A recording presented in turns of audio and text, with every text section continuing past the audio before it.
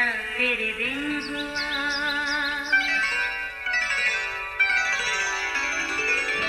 नया फिर दिन हुआ, पुरानी रात का करे सो शुक्र हम खुदा की जात का, खुदा की जात का नया फिर दिन हुआ। आज की आयत। तब समसून ने खुदावंद से फरियाद की और कहा, आए मालिक खुदावंद, मैं तेरी मिन्नत करता हूँ कि मुझे याद कर। आए खुदा, फ़कत इस दफ़ा और तो मुझे एक बार ज़ोर बख्श, ताकि मैं यक बारगी फ़लस्तियों से अपनी दोनों आँखों का बदला ले सकूँ। कज़ात 16 बाब 28वीं आयत। अजीज़ो, कुदरत का असूल है कि जिसको अरूज मिला ज़वाल उसकी इंतहा है, मगर उस ज़वाल के क्या कहने जिसका अरूज पूरे जोबन पर रहा हो। कलाम मुक़द्दस में समसून का किरदार कुछ ऐसा ही है। जब से वो जवान हुआ, यकीनन उसके वालिदैन ने उसे पैदा होने से पहले मर्द खुदा की बातों के बारे में आगाह किया होगा।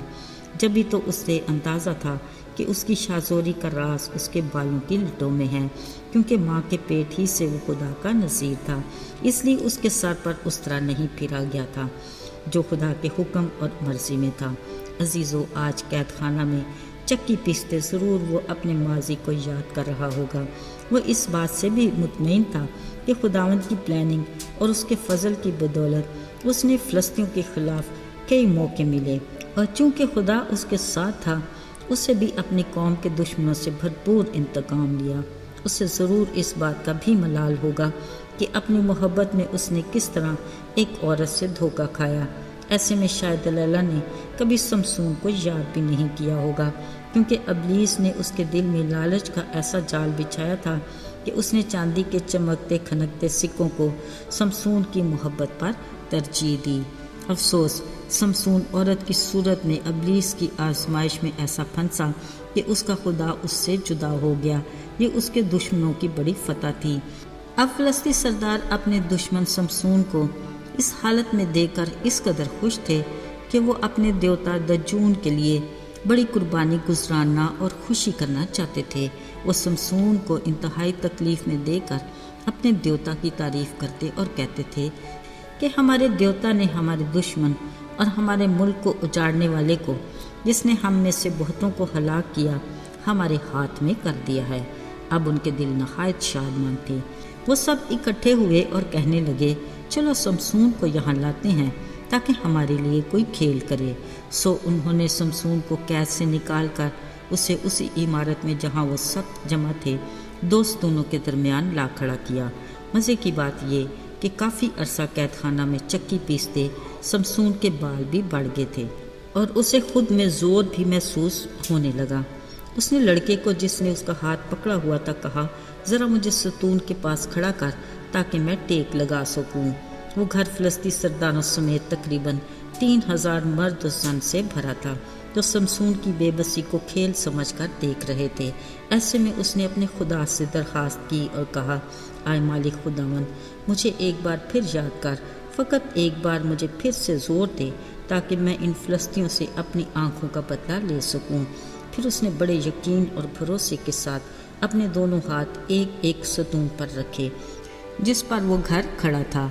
अजीज़ो, कलाम मुक़द्दस में लिखा है कि उसने पूरा जोर लगाया और वो घर बशमूल उसके साथ उन सब पर गिर पड़ा जो वहाँ पर जमा थे।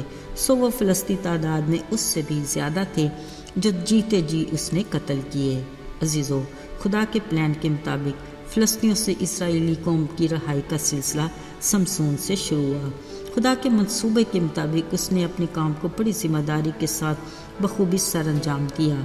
यकीनन खुदा उससे जुदा हो चुका था, मगर फिर भी आखिरी बार की मिन्नत को उससे सुनकर समसून को ऐसा जोर दिया कि वो मरते दम में भी अपने दुश्मनों पर गालिब रहा। अजीज़ों, आज भी हमारी ज़िंदगी में ऊंच नीच के सिलसिले चलते रहते हैं। आजमाइशों का आना भी फितरी अमल है, क्योंकि हम कमज़ोर हैं। बाज़-औक़ात अबलीसी चालों को समझ नहीं पाते और ख्वाहिशात की खूबसूरत तितलियों के पीछे भागने लगते हैं, जो अनजाने में हमें गहराई में जा धकेलती हैं।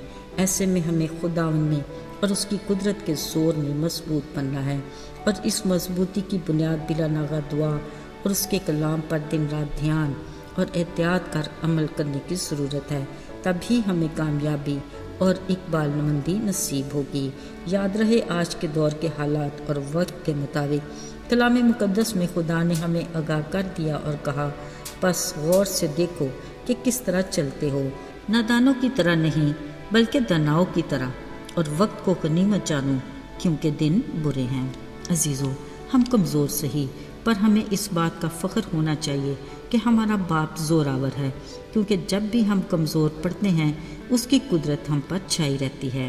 التجا ہے اپنے رب میں کہ وہ ہمیں خود میں ہمیشہ محفوظ رکھے، آمین۔ آئیے دعا کریں۔ آئے آسمانوں اور زمینوں کے خداوند، بحر و بار کے خالق و مالک، ہم نہایت عاجزی سے تیرے حضور میں آتے ہیں۔ التجا ہے کہ تو ہمارا زور بن، ہمیں اپنی حکمت عطا کر تاکہ ہم اپنے ازلی دشمن ابلیس کی چالوں کو سمجھ سکیں۔ ہمیں آزمائش میں نہ آنے دے بلکہ برائی سے بچا۔ یسوع کے قدرت اور جلالی نام میں مانگتے ہیں، آمین۔